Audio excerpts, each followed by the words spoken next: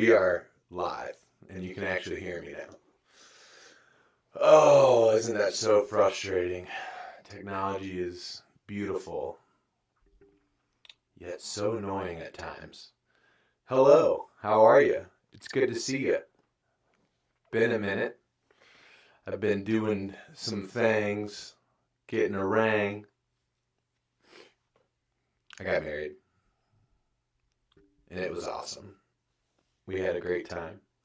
If you were able to be there, thank you for coming. If you weren't able to be there, I know a lot of you sent your kind words. Appreciate that. It was a blast. It was an absolute blast. We had a great time. Beautiful, beautiful venue. Thank you to Katie's parents for that, and thank you to my parents for an amazing rehearsal and everything. It was just perfect weekend. Everybody was in town and spending time together. It was phenomenal. Saw some people that I haven't seen in far too long. So it was great. It was absolutely great. Thanks again. Try not to lose this sound condom here. Anyway, yeah, football is back, baby. Football is back.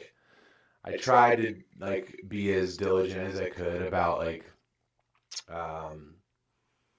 reviewing the preseason games. Still a little recover mode from being on island time on. We spent the honeymoon in Jamaica, and that was awesome too.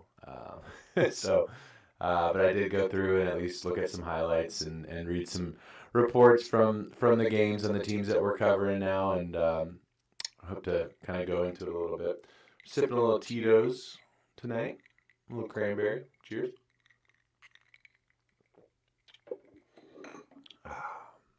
Good to be back. So let's kind of let's get into it. I did save. I am gonna save the Bengals game for last. I did watch that one for the most part. Between what was the movie that we were watching last night? Let's see. 101 Dalmatians was this morning with the girls. Trying to remember what movie we watched last night. But I had it on my phone, so I was catching the bang. Obviously, Burrow didn't play. It's kind of and a lot of people were concerned that Burrow wasn't going to be playing in Week 1. Well, newsflash, a lot of starting quarterbacks didn't play. Tom Brady played, but I don't think Josh Allen played. Carson Wentz obviously didn't play. Tannehill didn't play for the Titans. Goff did play for the Lions. I think that's it. I think that's pretty much it. But I think I read that the Chargers announced that Herbert isn't going to be playing this entire preseason for the Chargers. Justin Herbert won't be playing at all in the entire preseason, which is kind of interesting. I don't know why. I don't know the reasoning behind that. I didn't hear anything about him having surgery or anything like that. If you guys read or heard or saw anything about that, let me know. But I didn't. Not that I saw. So an interesting move for the Chargers to not have Herbert play. But so it's not just Burrow. Preseason stupid. I would rather have 18 football games, 2 preseason games. There is some necessary evil to it, and I take that back. It's not stupid. I do enjoy watching the young guys get out there and compete for a shot. I like seeing some of the draft picks, and I'll get into some of those, particularly with the Bengals, who I saw last night. Anyway, did you catch the Lions game? Because Goff did play. I'm actually surprised at how much Jared Goff played. I think it was almost the entire first quarter that he played. First pass, almost intercepted. It wasn't like that ball was tipped and then somebody got under it And it wasn't like a DB leapt into the air magnificently and almost snagged this ball that Jared Goff put in a tight window. This is a drop back. Wide receiver goes up for about maybe 7 yards. I think he's doing an out route, like a 7-yard out. And the linebacker just dropped right into coverage, and he's sitting right there. And Jared Goff almost hit him right in the hands. It was just like, it was one of those where I can assure you, the moment Jared Goff let go of that football, he was like, oh, fuck. Because it should have been going the other way, no question. I'm pretty sure that was his first throw. First passing attempt, I'm pretty sure, was what that was. If you're joining us tonight, drop a like, drop a comment, share the video if you're feeling frisky. Let me know if you're in there, if you're out there, rather. Offensive line looked a little rough, I will say, at least from the highlights that I was watching. First quarter, may have even been first drive. Goff got sacked. But the Bills showcased some offensive line struggles as well, at least what I saw all over Bengals Twitter. Former Bengal Bobby Hart, now with the Buffalo Bills, doing Bobby Hart things, just getting beat bad on a pass set. And I think Trubisky was probably in at this time for the Bills, and just quick sack. Pocket just collapsed right on him. But yeah, Goff got sacked within the first drive, I'm pretty sure, for the Lions. Sidebar, talking about pass protection. Penei Sewell, a lot of people think the Bengals should have taken him. They didn't. Obviously, they took Jamar Chase. In the second round, addressed the offensive line with Jackson Carman out of Fairfield High School, Clemson University. Jackson Carman actually had a higher rated pass blocking performance last night, or in week 1 of preseason. I can't remember if the Lions did play last night. Again, I didn't watch that. I watched the highlights, read up on it a little bit, but I did watch the Bengals. But yeah, Jackson Carman had a higher rated pass blocking. And I'll be straight with you, this doesn't mean anything. It's preseason. You really, what you're looking for in preseason is no glaring red flags. You want to make sure that there's just no, like, oh, God, no, please. That's what, from my perspective. And you are looking for a little bit of shine. You're looking for some people to step up. And I'll get to some of those in regards to the Bengals specifically, as to some people that I did think, were shining last night against Tampa. But, so that statistic that, he had a higher rated pass blocking performance than Penei Sewell doesn't really mean, it's just funny. It's just funny to me. But anyway, I think they lost 16-15, the Lions, if I'm not mistaken. Let me look that up for you, so I'm not spreading false information here. We are not a fake news podcast. Let's see here. So the Lions actually played Friday. I'm sorry about that. And they did lose 16-15. Again, not crazy. Let's give you some box score statistics here. Fat Randy Bullock.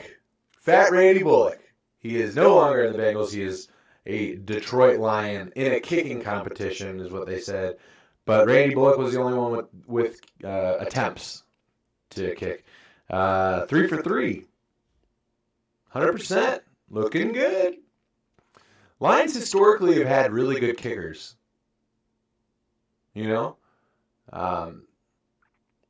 Prater, obviously, his name is escaping me, but he was with the Lions forever. I can't remember his name off the top of my head. John, where are you? Why are you not in the chat right now? I need you. John would know this one. But I can't remember off the top of my head. But historically speaking, Lions have actually had some pretty, decent kickers. So a fall from grace here for Fat Randy Bullock. But 3 for 3, although his longest attempt was 28 yards. So take that with a grain of salt. Lions defense, Kevin Strong Jr. led the team with 5 tackles. Michael Ford, as well as Anthony Pittman, 4 tackles. Bruce Hector and Okwara each registering a sack. I'm not sure if, I think the Okwara sack was against Bobby Hart, if I'm not mistaken. I hope so, because that's funny. I really hope so. But not too bad. Josh Allen didn't have a passing attempt. I'm not sure that if he even played. If he came out for a few snaps, maybe handed the ball off 3 times and got out of there.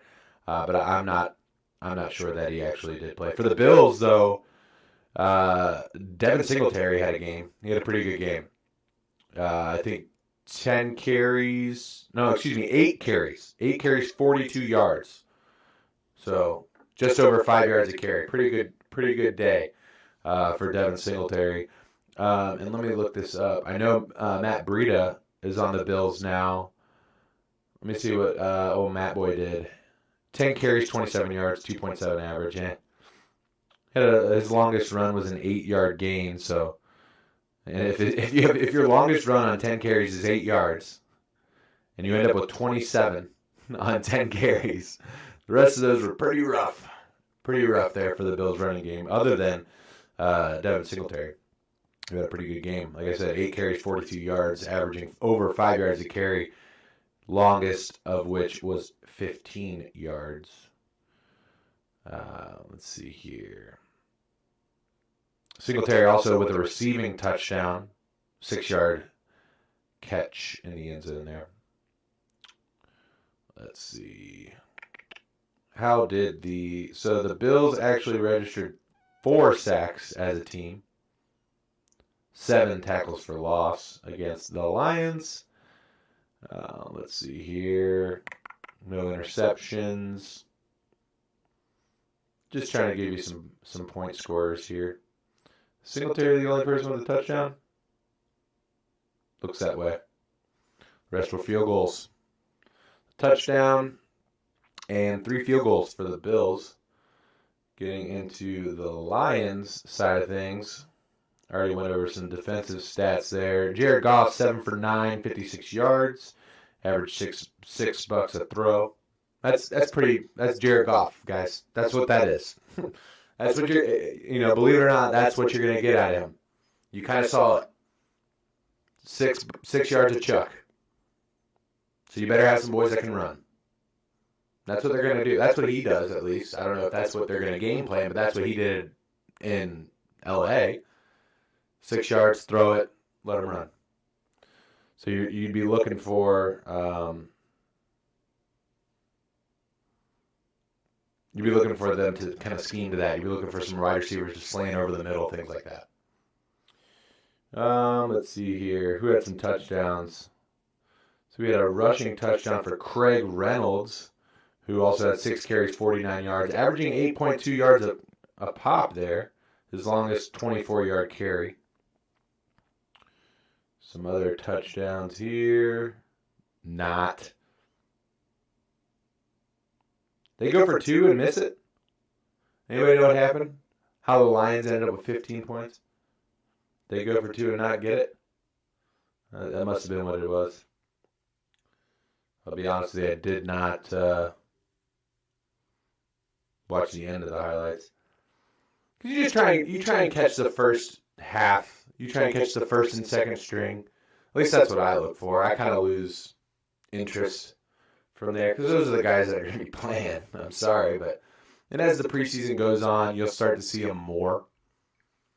That's what they're really figuring out. That's what these teams are really figuring out now. It's like they know who the starters are.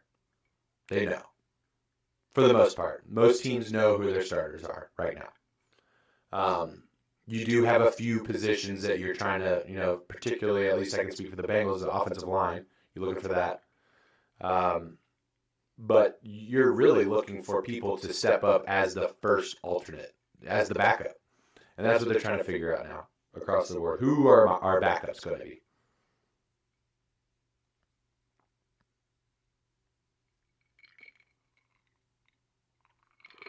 You're going down a little too smooth for a Sunday evening. Got ocean spray in here. Get the Fleetwood Mac going in a little bit. Titans coverage. They absolutely just fucking destroyed the Falcons. What was the final?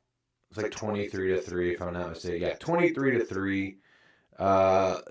And interestingly enough, so again, some backstory we talked about on the show before. The Titans offensive coordinator, Titans had a lot of success on offense over the last couple of years, but particularly last year.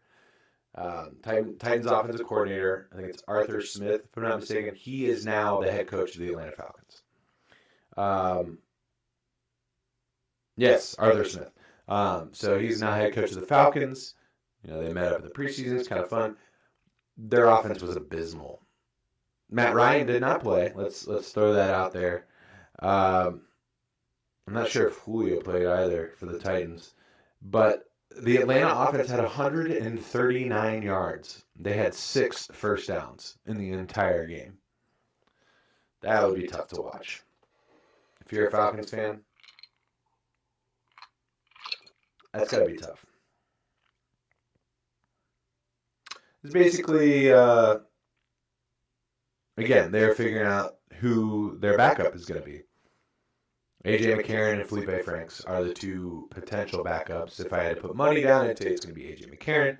About a decade of experience in the NFL. Felipe Franks, obviously a rookie, drafted out of Arkansas by way of Florida, transfer. Felipe Franks, a lot of injuries in his high school and college career, so I'm looking forward to seeing if he can rise up. A.J. McCarron, obviously a longtime Bengals backup under Andy Dalton in the Marvin Lewis era. I believe he spent some time at Houston as well, maybe even Oakland. Maybe Oakland and then Houston, if I'm not mistaken. But anyway, very, very, very rough start for the Falcons fans. And I wasn't high on the Falcons coming in, y'all. I put that out there on our Predicting Records show. Kind of getting some box score stats here. Logan Woodside looking like, potential backup here for the Titans. Battling it out with Matt Barkley. There's a name for you. Anyway, Woodside 10 for 15, 84 yards and a touchdown. He got sacked 3 times, though, for 25-yard loss. Matt Barkley 5 for 8, 54 yards and a touchdown as well. No touchdowns on the ground for the Titans. Receiving touchdowns. Who is this guy? Miller Forrestal with a receiving touchdown for the Titans. $100 if you know who that is. And Cameron Batson with a touchdown for the Titans as well. Matt Barkley fumbled. And then it looks like he recovered it as well. Titans registered 5 sacks. Nice. Getting after it. I like it. And that's one of the things that we talked about coming into this year that the Titans need to improve on. Their defense, statistically speaking, has been piss poor. And that's surprising, given that their coach is a long-time defensive player in the NFL.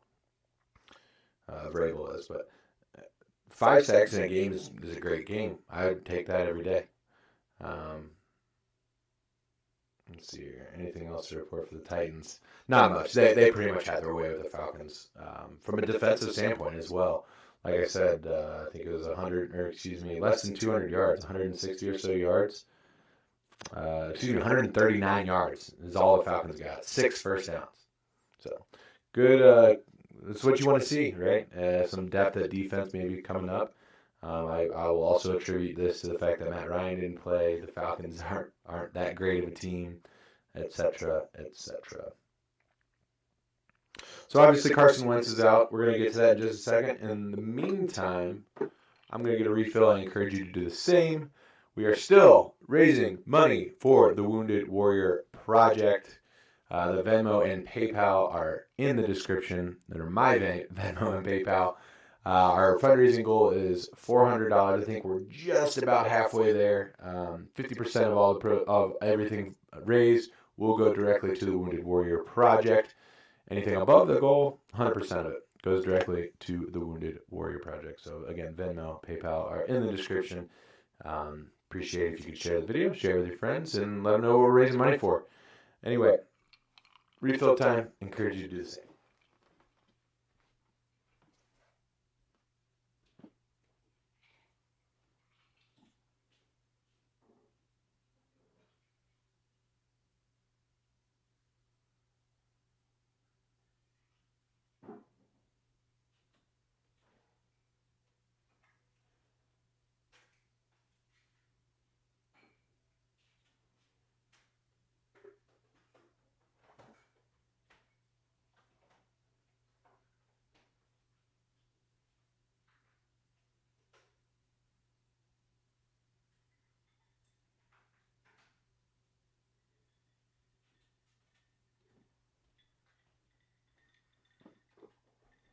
All right. We're back with a beverage.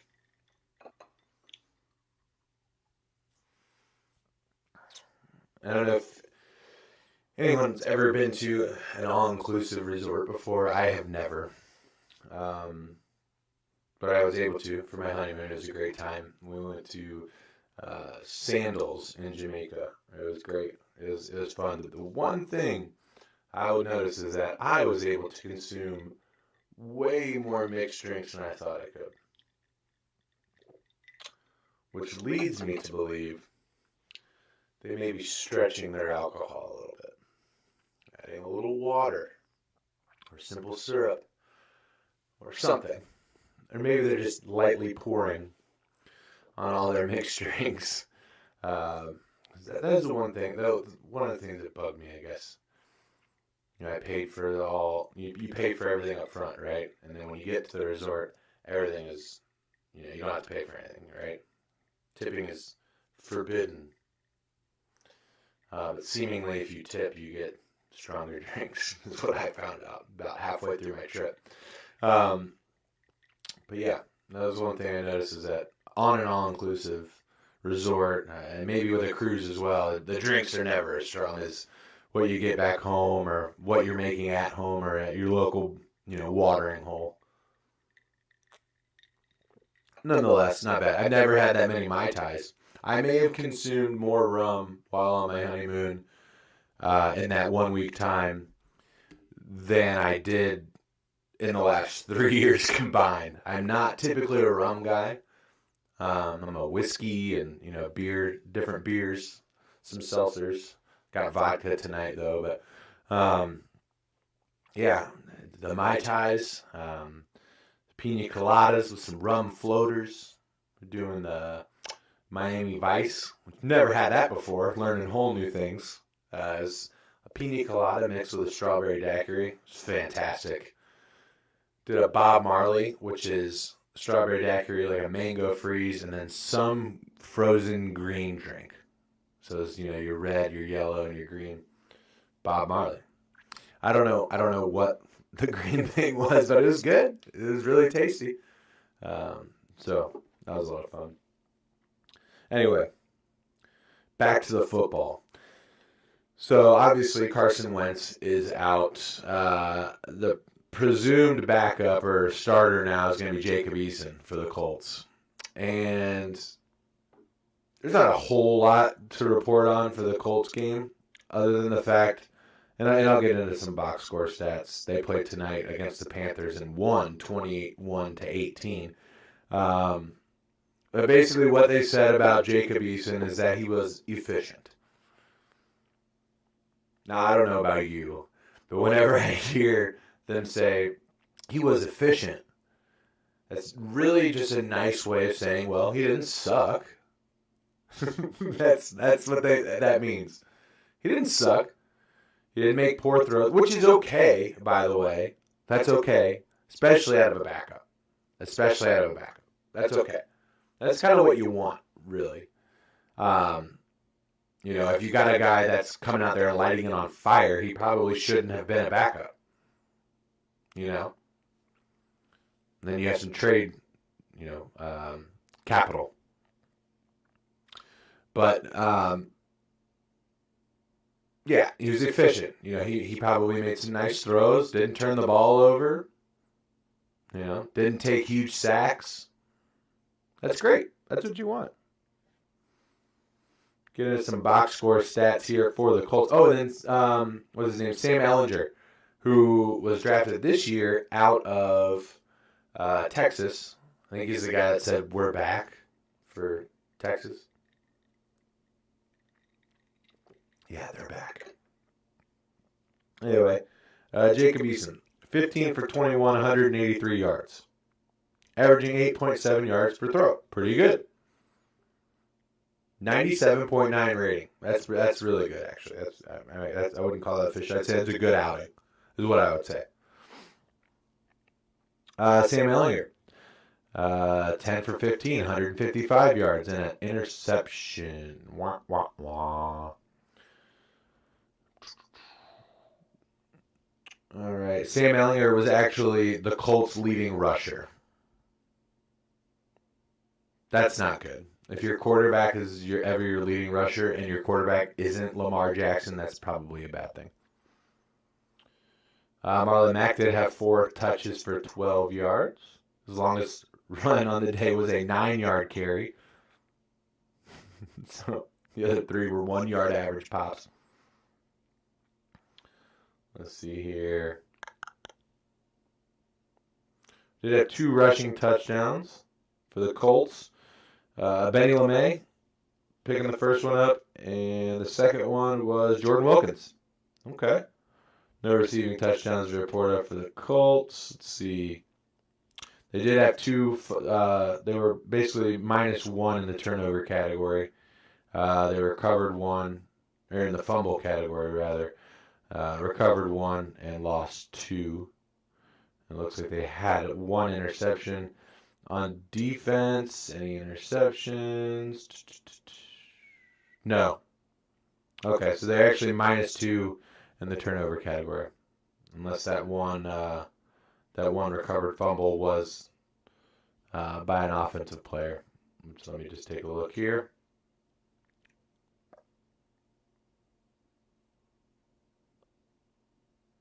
Nope. So yeah, -2. Not a whole lot else to report from that game. Nothing lit the world on fire. Again, in this first week of the preseason, you're not even getting a lot of the stars out there yet, guys. So it's not a whole lot to, not a lot of stuff setting the world on fire. If you saw anything out there that you really enjoyed in any of these games, please enlighten me. I'd love to talk about it.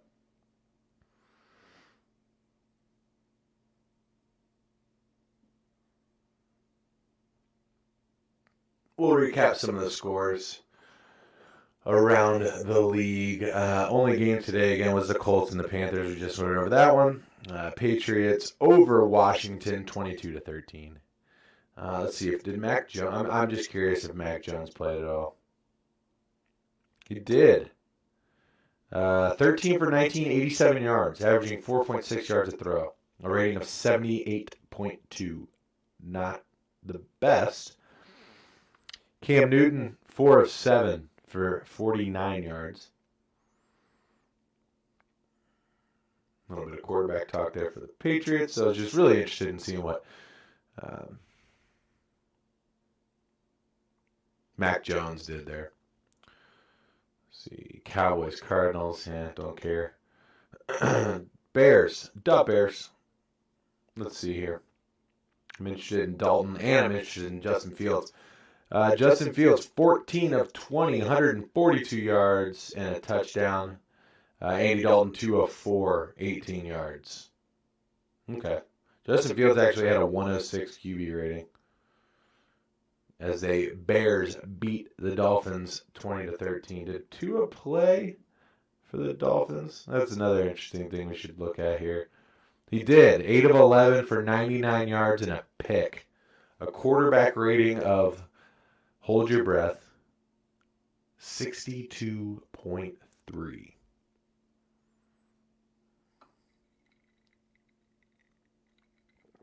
Okay. That's all we're going to say on that. Broncos routed the Vikings 33-6. Browns over the Jags 23-13.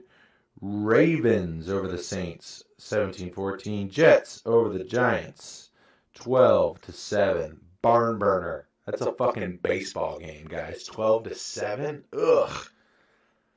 God, that's awful. Rookie Zach Wilson, 6 of 9 for 63 yards, QB rating of 86. Let's go back to that Browns-Jags. I'm interested in seeing what T-Law did. Trevor Lawrence, 6 of 9, 71 yards.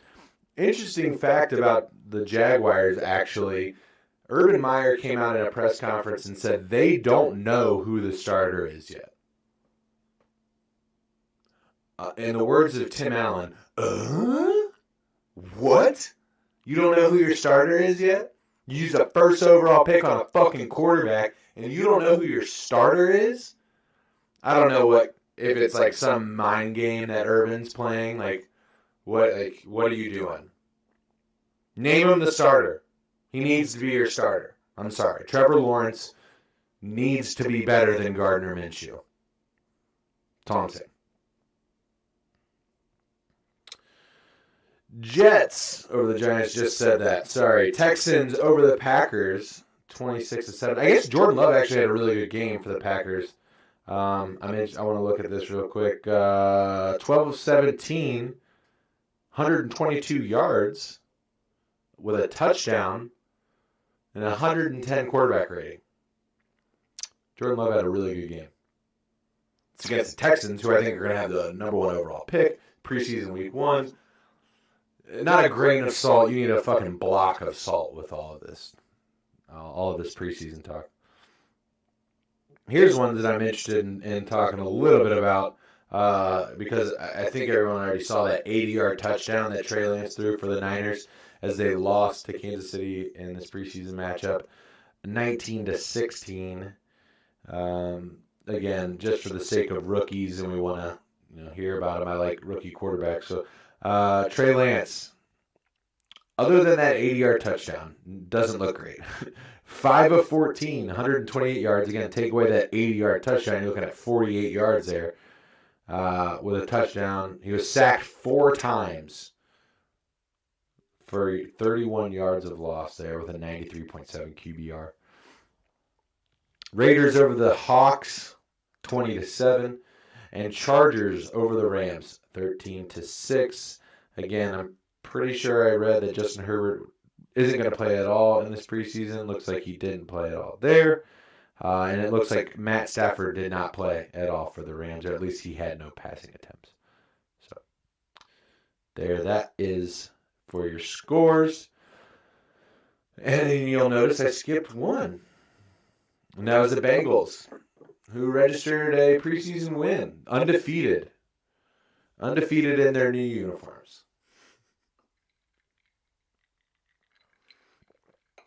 Bengals traveled down to Raymond James Stadium via I-75. Actually, probably via private jet, but you can get to Tampa via I-75. So, 19-14 over Tampa. Raymond James Stadium. Some quick takeaways, I guess, for this first Bengals preseason game. I was actually really, really happy with the defense. At least the first couple of series, you're seeing a lot of potential starters out there. Darius Phillips actually looked really good to me. Defensive back for the Bengals. He was all over the place. He was seemingly involved in almost every play on defense when he was on the field, as well as on his kickoff return, which looked really, really good as well. So I was really happy with Darius Phillips. Give you some of his statistics.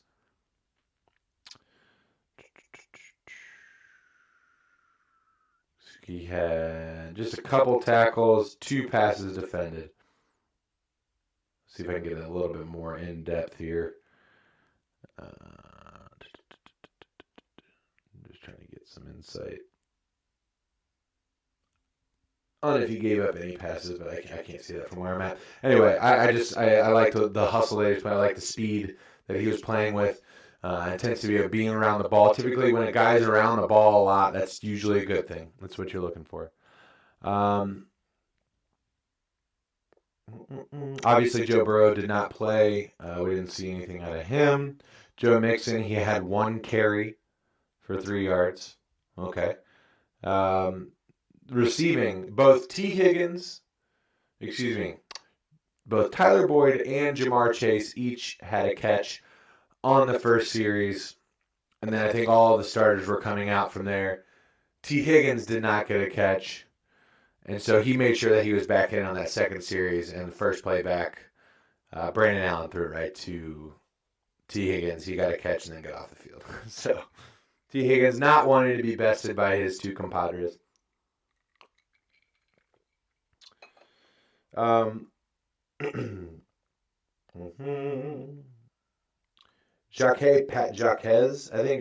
Patrick for the Bengals. 15 carries, 71 yards, averaged 4.7 yards a pop, long of which was a 24-yard run.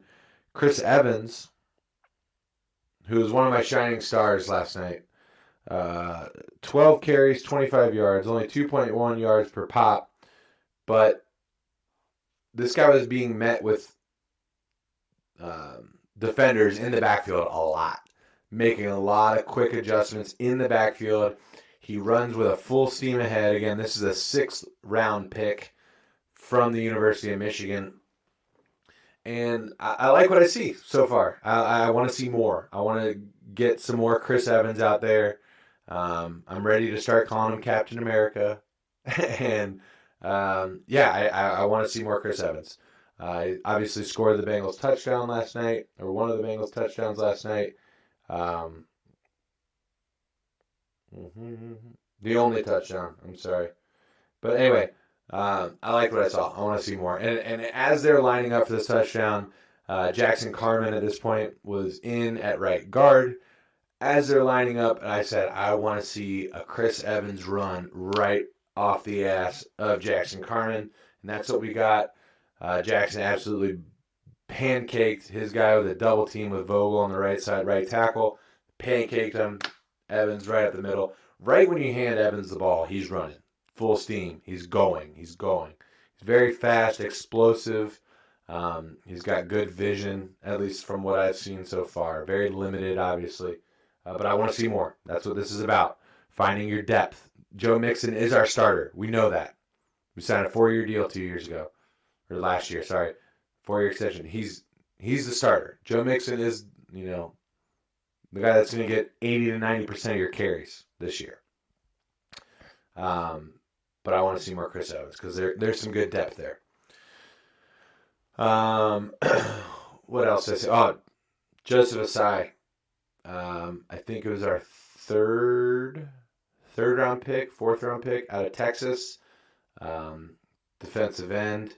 He didn't play a lot of defensive end. He was off the ball actually a lot at Texas. And as you're watching this game, you're like, why? Why was he off the ball so much? He was in the backfield constantly. He was giving these offensive linemen for Tampa, who, by the way, one of the main reasons they were able to win the Super Bowl was because Tampa Bay had the better offensive line. They kept Brady clean. But Asai was getting back there, man. He was making some moves. I'm getting there, Duck. I know. But the reports are that last I saw was that he had reportedly broken his wrist, or could have potentially fractured his wrist. Not a huge injury though. For a defensive lineman, that's not a big deal. It's not a knee injury. It's not an ankle. It's not a shoulder. It's a wrist. You can club that, right? You can put a cast over it, club it up, and you're good. Really. It's not season ending. It's not even. If I don't expect him to see him anymore in the preseason. Let's put it that way. They are going to want to let that heal as much as possible while the games don't count. But I think he's going to be a big part of our pass rush this year, particularly when we are in pass sets, like a nickel defense. You're going to see Hendrickson, who was also in on the sack, by the way. Asai and Hendrickson sacked Brady to end their first drive, which is awesome. Two new guys on the Bengals. That we didn't have a very good pass rush last year. We lost Carl Lawson, so there are some question marks there about what were the Bengals going to do to address the pass rush. Well, they drafted Joseph Asai and signed Trey Hendrickson, who had 13 sacks, more sacks than the Bengals had last year. Both of them combined to sack Brady on the first drive and end the drive, something the Bengals could not do last year, which was get pressure in passing situations. They couldn't do it. So it was good to see that. Again, and I'm going to keep saying this, not a grain of salt, take it with a block of salt. Take all of the salt in your pantry and take all these takes I'm giving you right now, pour it all over it. It's preseason, it's week 1. You're not getting the best out of your opponent. We're not even getting the best out of the team right now. So I want to see more. Unfortunately, I don't think we're going to see more Joseph Size this preseason, but that's okay. I was excited about the draft pick in general, and what I saw last night makes me even more excited. So, little setback for him, but I don't think it's going to be that detrimental. We'll see though. So Joseph Asai, I was okay with Jackson Carman.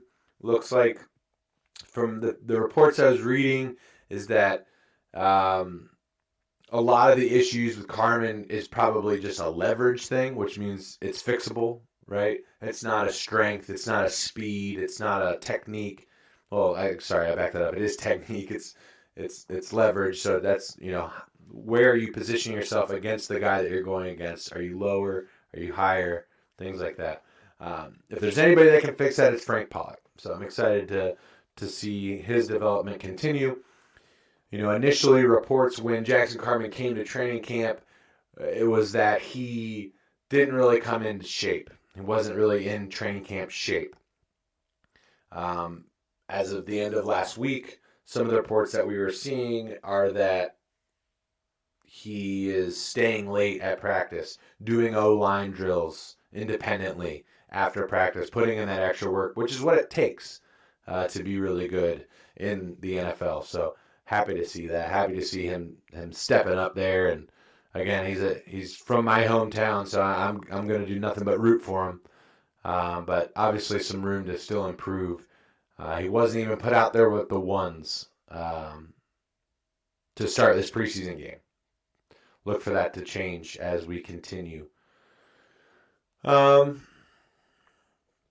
Anybody else that I wanted? I really, really did like that. It was like a 16-yard catch. Jamar Chase's first catch in the preseason was pretty. I love that play. It was a play action bubble screen kind of play where Jamar Chase basically, I think it was like trips left. Jamar Chase is like in the middle, and he jab steps and then steps back. And at that time, Brandon Allen hit him right with the pass, took it for 16 yards. If he didn't stutter and wait for some blocking to kind of get there, he might have been able to take it to the house. But he was probably just super excited about getting his hands on a ball in a game setting. So it was fun to see that. I'm excited to see some more Jamar Chase for sure. Tyler Boyd had a really good catch over the middle to extend a drive. So hopefully we can start seeing a little Burrow out there. I'm not in a hurry to rush that. If they gave him like 2 or 3 drives or series in the third preseason game, that's all I really need. I'm not in a hurry to risk anything with Joe Burrow. But he's starting to feel really good. And I'm excited to see where we're going to be at. I'm going to be at week 1, Ducklow. I know you're going to be there. We're going to do Line to Gain live September 12th from multiple places. We're going to be from multiple places. We're going to be from Longworth Hall. We're going to be from Paul Brown Stadium. And we're going to be from whatever bar I'm either drinking my sorrows or celebrating a victory. Hopefully it's the latter. September 12th as the Bengals take on the Vikings.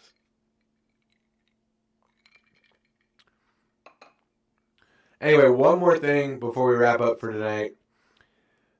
The NFL has decided to perpetuate what they always do.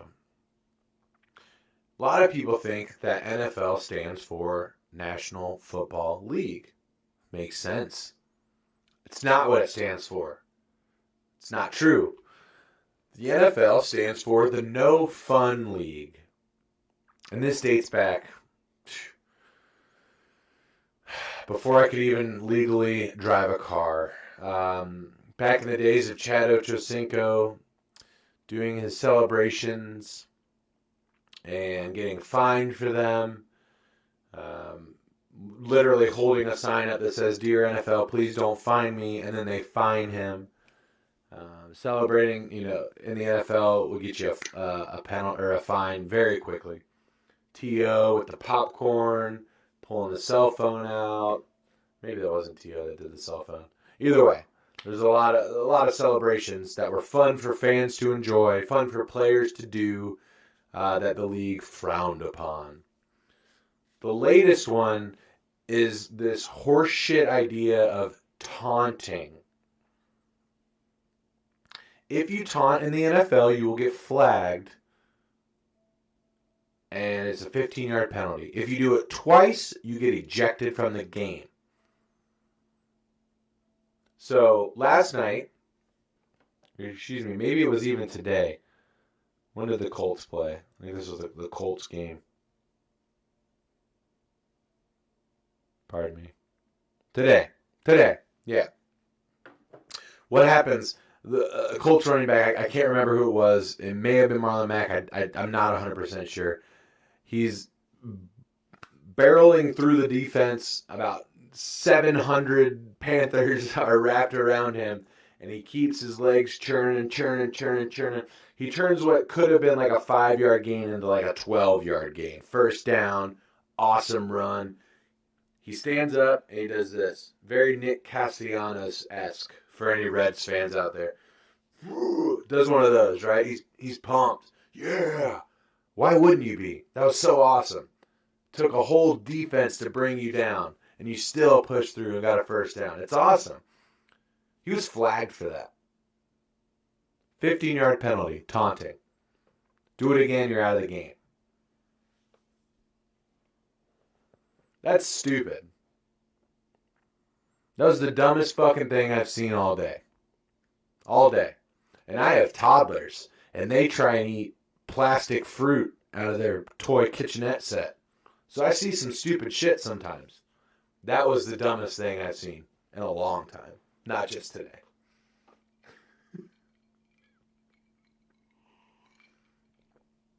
God, why? Why is that not okay?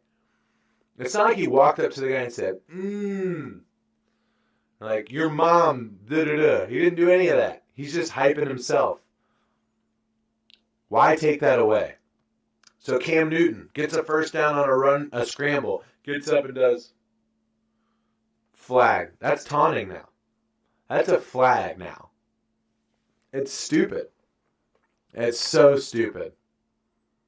Like, as fans, we need to voice how dumb this is and put it all over social media, because believe it or not, fans do have a voice. You have influence, and if enough of us get pissed off about this, maybe they won't be that crazy this year, because I want to see that. I want to see a player get hyped up about his own personal achievement. Now, I'm not big on players, sticking their face and their fingers and hands. And even during the Super Bowl, it was Tampa rookie. Ooh, I can't remember who the defensive player was. He's a rookie for Tampa. He goes up to Tyreek Hill and does that, a peace sign, because the game was pretty much over at that point. I'm not really about all that. But a player getting himself hyped up after performing something that was awesome, I want to see that. As a fan, that gets me excited. That's fun for me to watch. And there's nothing that it doesn't take away from the other person for himself getting excited. Now, if he gets in the other guy's face and does one of those, I've always grown up as that's just part of the game. That's just part of it. Like what? That's just what you do. That's sports. That's not just football, but it happens a lot in football because the natural aggressive nature of the game leads people to do that. But I hope going into this year that part of the game is not taken away because it's just fun. It gets the crowd into it. At home, it gets you in. At least me, when I'm watching the game and I see a player, get hyped up, it gets me hyped up too, and it's exciting and fun. But where's the logic here? Because recently, the NFL has allowed celebrations. They've allowed more elaborate celebrations. But yet, getting up after a big gain for yourself and doing one of those, like I'm the shit and I know it, and you just saw why. Doing that is a flag now. That's taunting. But if the whole defense gets an interception and runs down to the camera and does one of those, that's not a penalty? Where tell me the distinction between that. I don't get it. It doesn't make any sense. I don't know. Couple other random thoughts that just popped into my head. Bengals have a new kicker now. Evan McPherson out of the University of Florida. Guy kicked a 40-yard field goal last night and kicked it over the net. Would have been good from 60 plus is what the announcers were saying. Absolutely destroyed the football. So a lot of things have been going around. What's his nickname? What are we going to call this guy? I've seen Evan McPherson. His name is actually spelled with a PH, but spelling out fear. I've seen the Florida Man. That one's pretty funny. Land O'Legs, because he's as smooth as butter. That one's a pretty good one. Money Mick. That's another one. Throw those all in the trash can. The only thing that we need to be promoting is Big Kick Mick. Big Kick Mick. He's out there. He's dropping bombs with that leg, putting the hammer on the ball. The ball absolutely explodes off this guy's foot. So Big Kick Mick, that's what we're going with. That is the official line to game nickname for Evan McPherson. I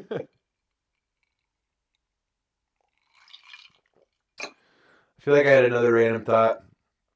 I don't know where it's at. Let's see who we got next week. Let's give some preseason week 2.